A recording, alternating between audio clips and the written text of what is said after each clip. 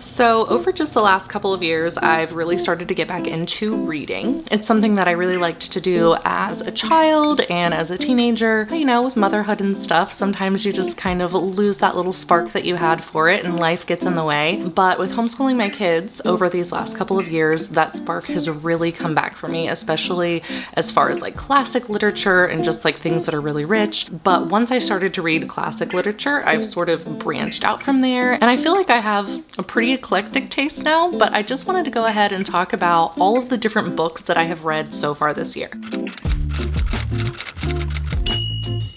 I know that there's a lot of booktubers out there that read like a ton of books every year, like 50, 60, 70, even more than that books every single year.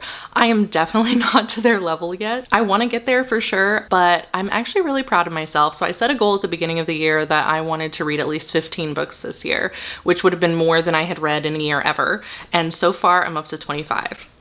And of course, the year's not done yet, but we'll just go down my list chronologically and talk about the different books that I've read. So the first one that I finished this year was It's Not Summer Without You, which is the second book in the Summer I Turned Pretty series. I hadn't really read a whole lot of YA stuff like since the time when I was a teenager, and my husband and I actually really like to watch this show together. And so I decided to go ahead and read the books and compare it to what the show was like.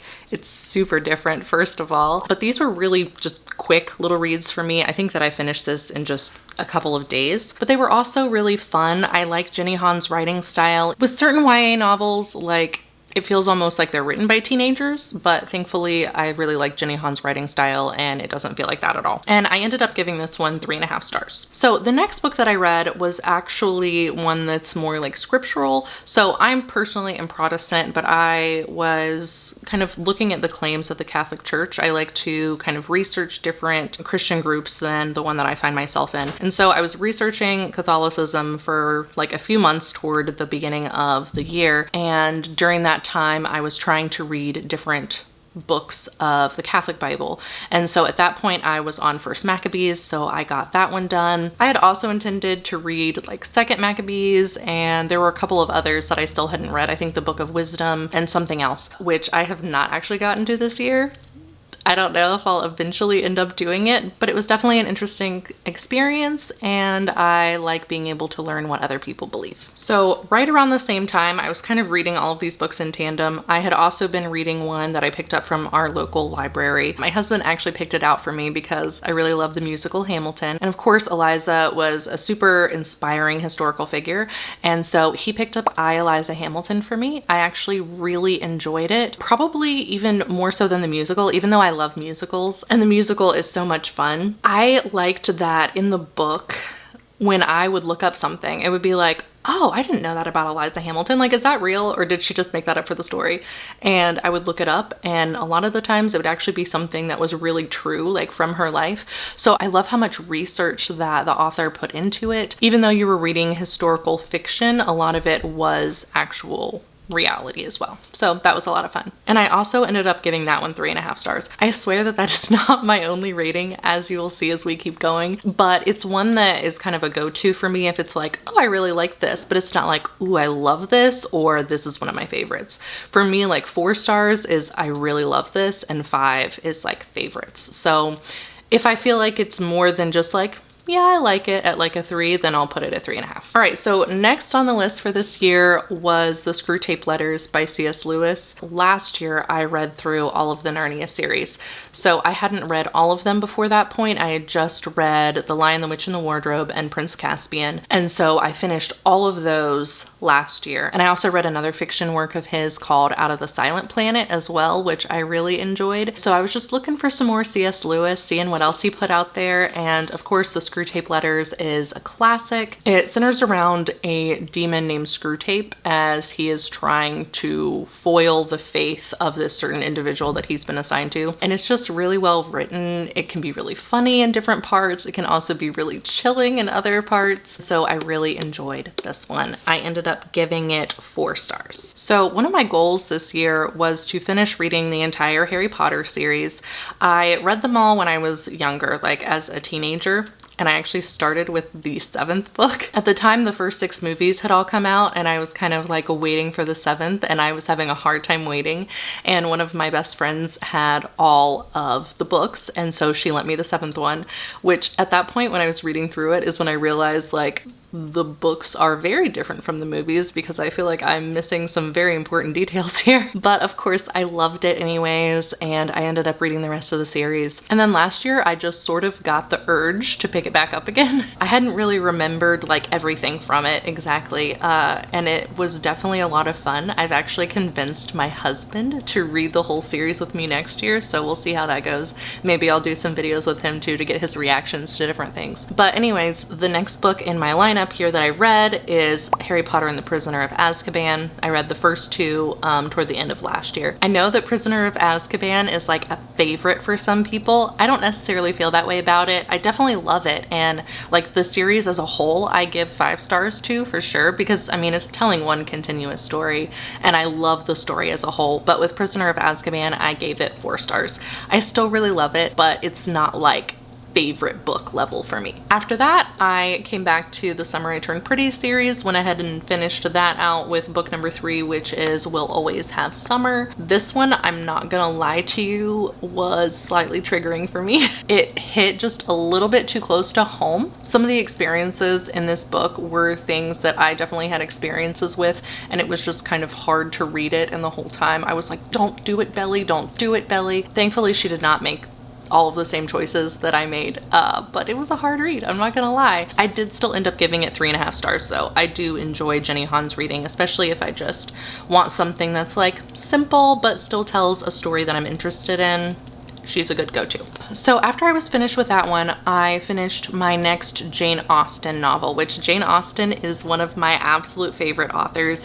When I first started getting into reading again, the first book that I picked up was Pride and Prejudice, and I absolutely loved it. And I've really just had a deep love for her writing ever since then, but I still haven't read all of her novels yet, though I'm getting pretty close at this point. So after I finished We'll Always Have Summer, I went ahead and finished up Sense and Sensibility.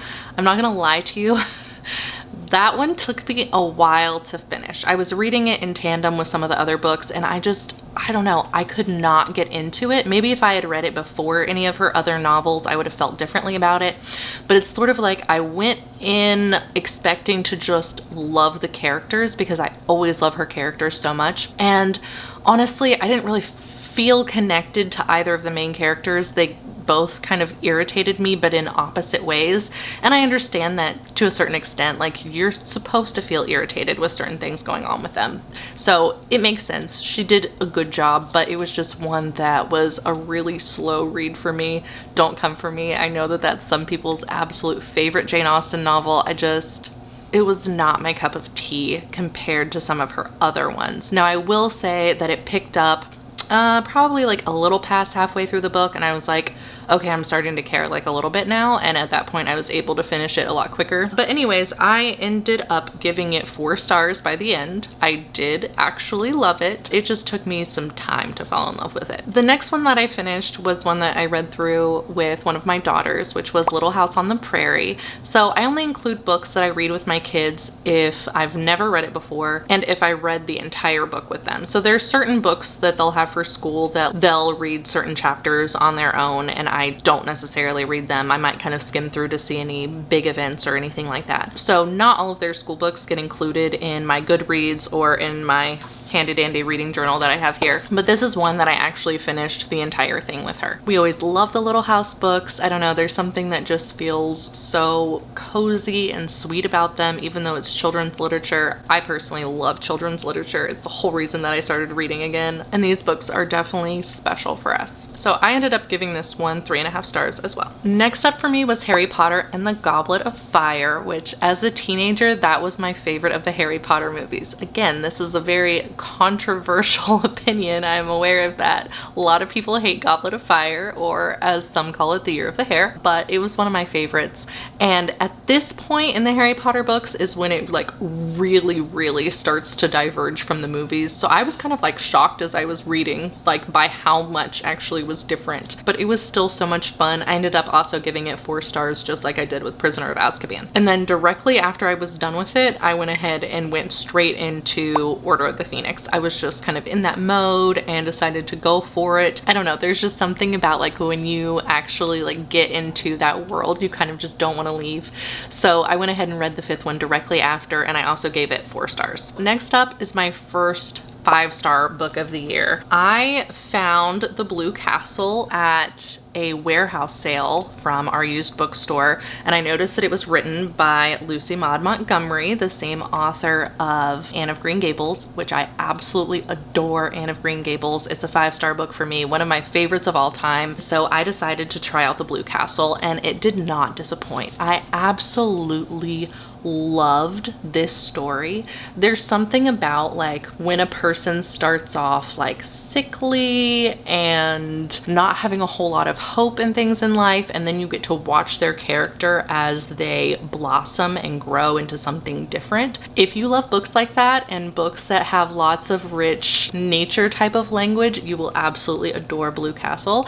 And there's also a love story in it as well. It just had everything. It was such like a cozy, sweet read, and I really enjoyed it. So this was a 5-star, definitely one of my favorites. Okay, so after I finished The Blue Castle, I had seen lots of people talking about None of This Is True by Lisa Jewell, and I found it at our local used bookstore, which is like my favorite place in the entire world. So I decided to pick it up and give it a try. I'm not one who has done like a bunch of thrillers in the past, and so it was definitely different for me.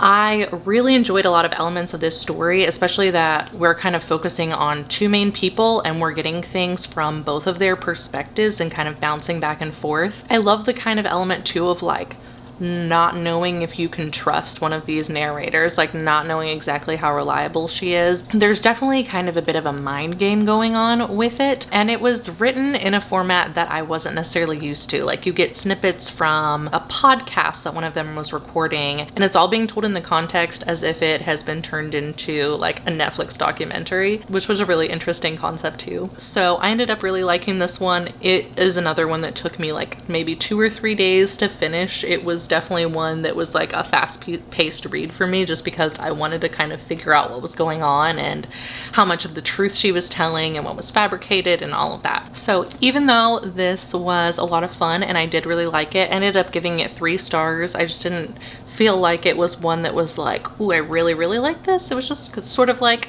yeah, I like it. That was fun. I could do that again, but it wasn't groundbreakingly amazing for me. So after None of This Is True, I had picked up Wicked by Gregory Maguire.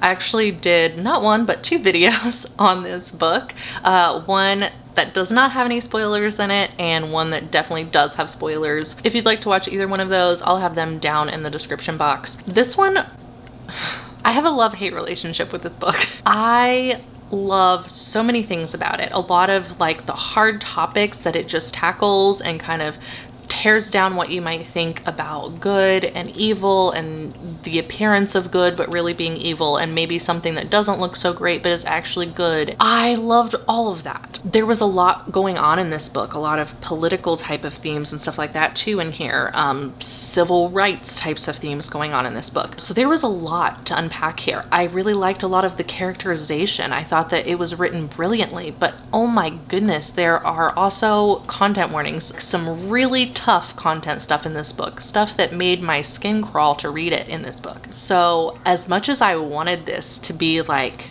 4, maybe even 5 stars, no, I really could not do it. So in the end, I ended up going ahead and giving it a 3.5 stars because I did really enjoy it for the most part, but I can't necessarily say that I would recommend reading it either. So next up, I felt like I wanted a little bit of fantasy in my life, and I picked up The Waking Land. I also did a review on this one that I'll link below. It's one that does not have any spoilers in it. So in it, we're following a young woman named Alana Baltai, and she has been kidnapped and is held in another land than her homeland, has not seen her family since she was 5.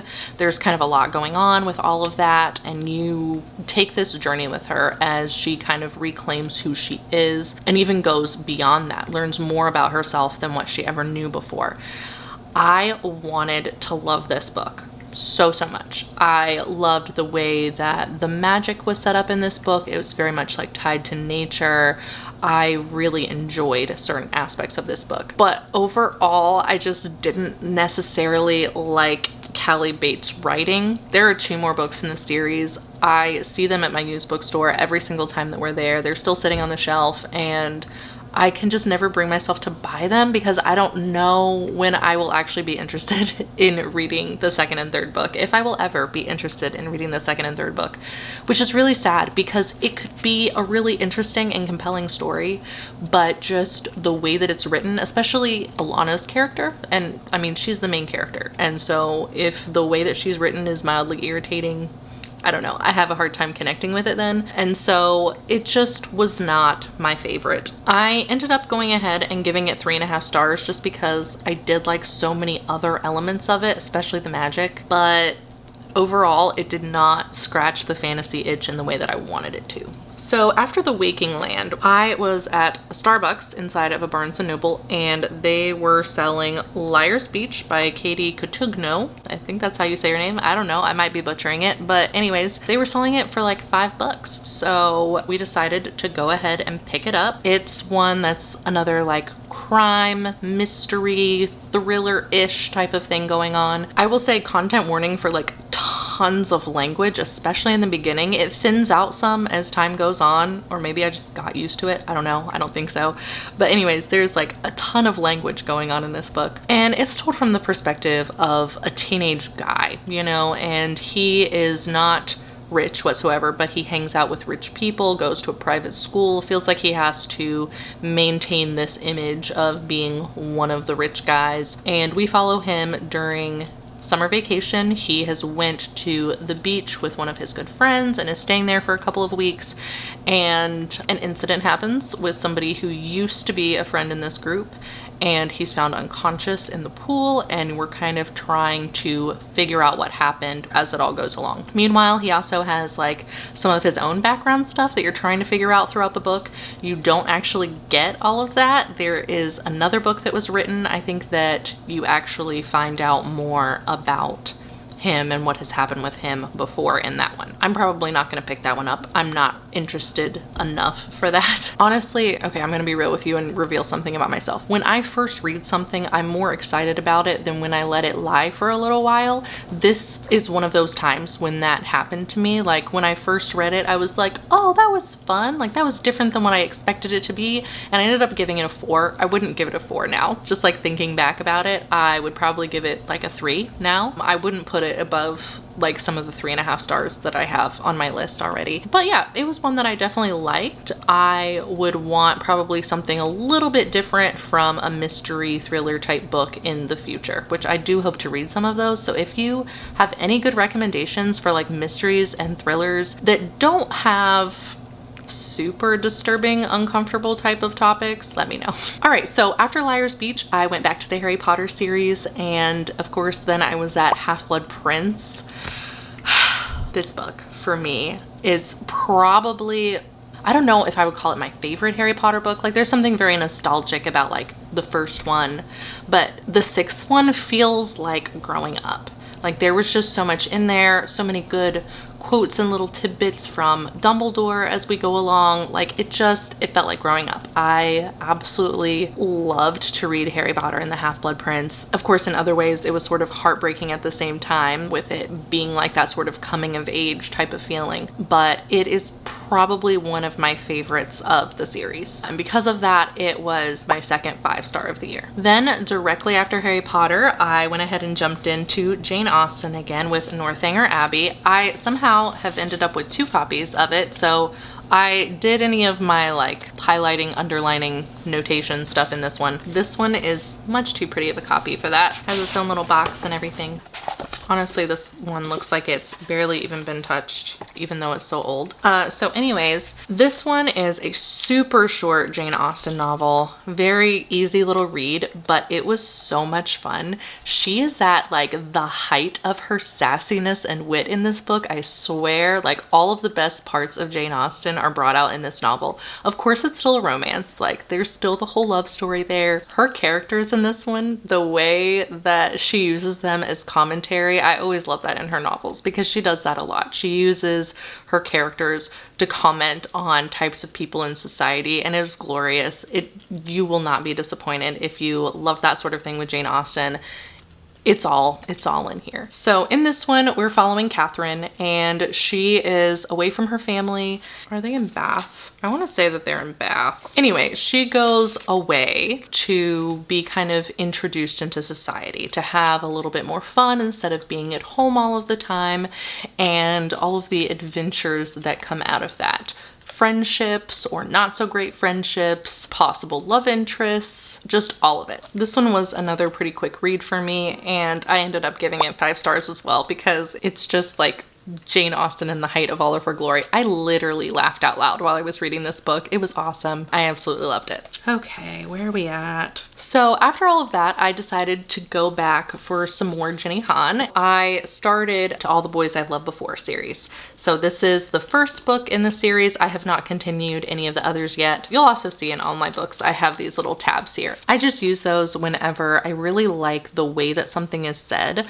I like to write a lot personally, and so I kind of use all of the books that I read as a way to study good writing. And if I really am gripped by the way that someone says something, or their characterization in a certain part, or a bit of dialogue that's just like really good, then I go ahead and mark those things. So anyways, you'll see tabs in all of my books, and that's what I use them specifically for. But To All the Boys I've Loved Before, it's another one that has been turned into a show. Actually, these are movies, I believe. So they follow a young girl named Laura Jean. She writes letters when she is ready to let go of a crush. And at some point, these letters end up falling into the hands of all of those crushes. All of the things that she wrote down, thinking that no one would ever see, suddenly the very person that she wrote them about has it in their hands, which for a person who is like chronically awkward, that is worst case scenario. I'm so glad that I'm married and don't have to worry about those things anymore. But anyways, it was really fun to read about, and so I ended up giving it 4 stars. I just really like Jenny Han. She's fun. The next book on the list is the low point of the year. I will just tell you right now, this is the lowest book that I read this year. So this book was actually picked out for me by someone else. It was given to me as a gift. They thought that it just looked like a cute, fun book, and I totally agreed. Like, just with reading the inside cover, it seems like such a fun little book. Okay, so here we have Instructions for Dancing by Nicola Yoon is how I think that you say her name. So this book follows Evie and X. They are the two on the front cover right there. And this is definitely sort of like a YA type of romance happening. We also get more about her family's backstory. Her mom and dad are divorced, and so that plays out in a big way in the book. She used to be in love with love until her mom and her dad split, and the way in which it happened was absolutely devastating for her. And so she's just like not even interested in love anymore. Okay, so it's one of those types of books. There's a little bit of magic in it that I was not actually anticipating, which was very interesting. And I feel like it could have been a fun and interesting story. I almost feel like that with every book. Like, any concept could be a really cool concept if it's written well. I don't mean anything negative to this author whatsoever. I've never read any of her other books, if she has any. I'm not trying to say that she is a terrible author, anything like that, but I hated this book. It felt like it was written by a 13-year-old, and I am not trying to be rude when I say that. The dialogue was just like not that great. The word choice wasn't rich or compelling in any way, shape, or form. And then to top it all off, like, okay, if I'm gonna read a fluff book, I at least want to really like the story in some way, or like how it ends. The ending of this book is awful. I hated it.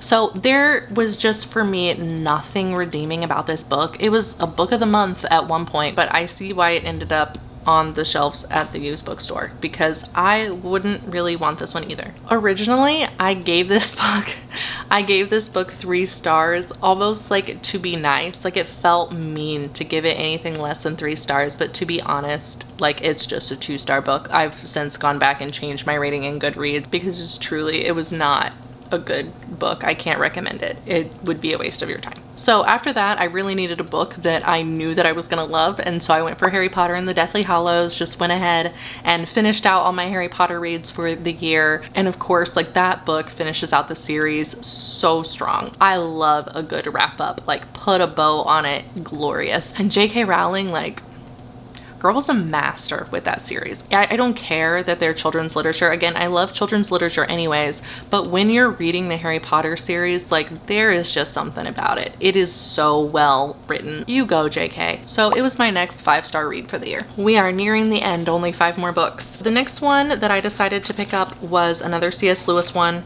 Super short, but this one packs a punch. Even though it's short, it's really dense. It's one that your brain has to chew on. You have to think about it. I was reading this one in tandem with Harry Potter and the Deathly Hallows. So this book was actually a series of lectures that then were composed into a book called The Abolition of Man. In it, he talks about kind of where we're headed when we are no longer taught to be able to see the beauty in things. He talks about men without chests in here, and not specifically even just talking about men. Let's just say people without chests. Hold on and let me see if I can actually find that quote, because it's just such a good one. I literally have highlightings and underlinings almost on every single page. I swear, it was just so good. In a sort of ghastly simplicity, we remove the organ and demand the function. We make men without chests and expect of them virtue and enterprise. We laugh at honor and are shocked to find traitors in our midst. We castrate and bid the geldings be fruitful. This one just really gives your brain a lot to chew on, and so I definitely recommend it to everyone. I gave that one 4 stars. So after The Abolition of Man, honestly, I kind of took a break from reading for just a little bit. There has been a lot recently going on just in our personal family life, and so there wasn't a whole lot of reading going on for a short period there. But when I jumped back into it, I decided to pick up The Hunger Games for the very first time. I've seen all the movies before, I know the general gist, but there's obviously something different about having the experience with the book instead of just with the movies.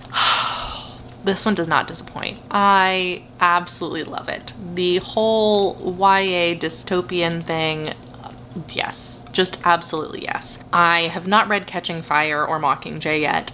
I literally cannot wait. I absolutely adored this. It was my next 5-star read of the year. There is something very different, even though the movie followed pretty closely with the book, honestly. It didn't do a terrible job. But there is something very different about experiencing it from within Katniss's mind instead of kind of just like seeing it all unfold while following her. There's a huge difference there. Also, in the movies, I was like kind of on the fence about whether to be Team Gale or Team Peeta. Like, sometimes I felt like I was Team Gale, sometimes I was Team Peeta. In the book, it's Peeta. It's Peeta all the way. If you're Team Gale, like, stop playing. It's Peeta. We all know it's Peeta. But beyond the whole romance thing, I just really enjoyed all of the depth that was here. Even though it's a YA novel, it doesn't necessarily feel like you're reading a YA novel as you're reading it. So yeah, well-deserved 5 stars. Stars? Starving, Hunger Games. Okay, so yeah, well-deserved 5 stars. Now, I just finished that not that long ago, and since then I've read a few more books. So the next one, I found this little copy of Hans Christian Andersen's Little Mermaid while we were at the used bookstore, and it also has, what's it called, The Loyal Tin Soldier, I think, in the back with The Little Mermaid. The True-Hearted Tin Soldier. Okay. So I really love fairy tales. I read them with my kids. I just so enjoy it. And of course, kind of comparing it to Disney and seeing all the places that they butchered it, even though I do love the Disney fairy tales.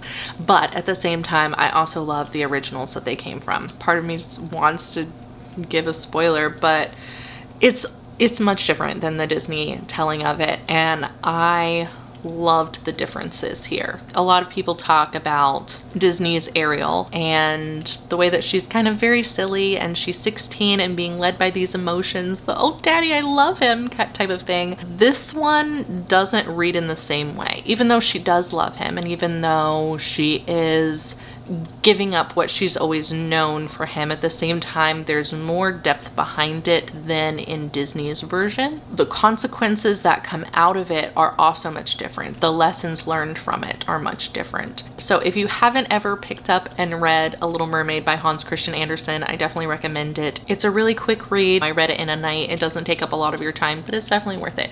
And I gave that one 4 stars. Next up is one that I've been wanting to read for a little while now, and that was The Duke and I, which is one of the Bridgerton novels, the first one in the series. So I'm gonna tell on my husband and myself, but we really enjoy watching Bridgerton together. There are certain parts that we fast forward through, but overall we have a really good time while we watch. No, don't say that. But yeah, so we enjoy watching it. So I decided that I wanted to read the series. I know that a lot of people say that it is very different than the TV show, and I just kind of wanted to see what it was like.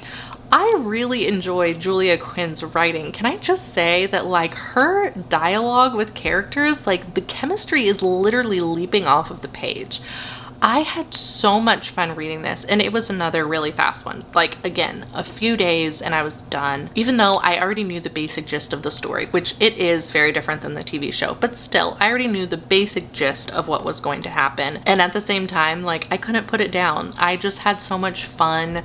I think that that's probably the biggest thing that I took from this, was the way that she causes her characters to interact with one another, not even just in romantic relationships. Like, even the relationship with Violet, who is the mother of the Bridgerton children, and the Bridgerton children themselves. Like, I loved the family dynamics in it. The way that she wrote her characters and their conversations just felt so real, but better. If you could trim out all the fat and just have the absolute best parts, like, that's what it felt like. You can see that I put tons of tabs in here. Most of that was kind of for me to learn more about dialogue and even some of the romance parts too, as we like watch them fall in love with each other, and things that I got along the way that I was like, that's a really beautiful way to put that, or I really like the way that she showed this progression over time. So anyways, this one was a lot of fun. Of course, there is some spice in these. Honestly, it was not as bad as what I had anticipated it possibly being. But yeah, if you're someone who avoids spice, then probably avoid the Bridgerton series. And I ended up also giving this one 4 stars. Okay, and then last but not least, I actually just finished this one today. And it is one of Ted Decker's books. I have never read any of Ted Decker's books.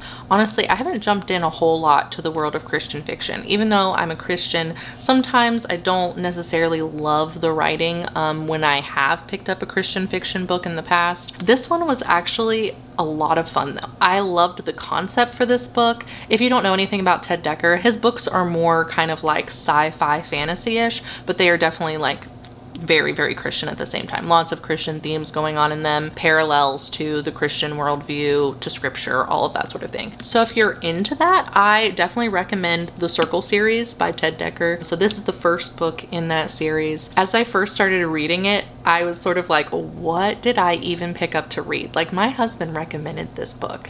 This is weird. But as we go on in the story, it's actually really good and I enjoyed it. It ends on a colossal cliffhanger. I hadn't planned on reading the second book in the series until next year, because I kind of have a large TBR shelf that I'm like, these are books I really, really want to read this year before it's out. But at the same time, I might have to try to either squeeze a second one in or bump one of them to put the second one in somewhere, because I feel like I have to know what happens. Like, I knew that there were more books in the series, but there was something that I expected to get wrapped up in this book that did not. And you're like on the very edge of it happening when that's the end. There are no more words left in the book. And I'm like, Ted Decker, wow, you just really did that to me. This is not a very recent book. It was written a while ago, but I'm definitely looking forward to finding and picking up the second one. Hopefully they'll have it at our used bookstore. They had this one there, and reading it. I had a really hard time with figuring out how to rate this one. So at certain points in the book, I was like, ooh, this is like a solid 4. And then at other points I was like, maybe just a 3, because there were certain parts that I was like, oh, I don't really necessarily like that aspect that was introduced. So in the end, I was like maybe 3.5, but I felt like in the end, I definitely liked it better than some of the 3.5-star books that I had on there.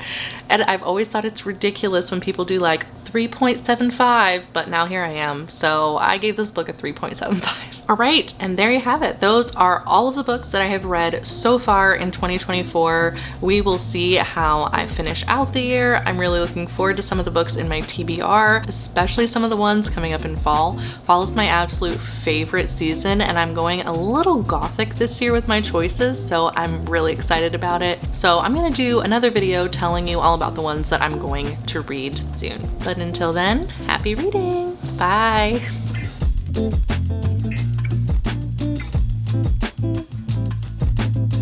No, why do I look like that?